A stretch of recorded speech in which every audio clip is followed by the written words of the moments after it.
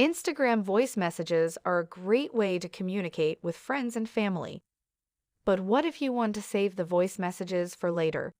In this video, I will show you how easy it is to save Instagram voice messages so you can keep them forever.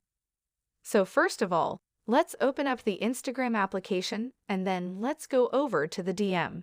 And let's select this as an example. So as you can see, this is a voice message. Let's tap and hold on that voice message. And as you can see, there is simply no option to save this voice message on Instagram.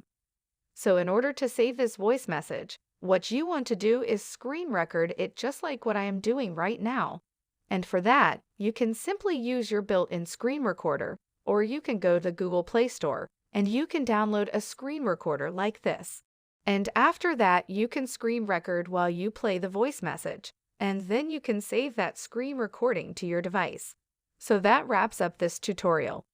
If you have any questions about this whole process, please let me know in the comments section below. And if this video helped you out, please give it a big thumbs up and subscribe to this channel for more helpful tutorials like this one. Thank you so much for watching and have a good day.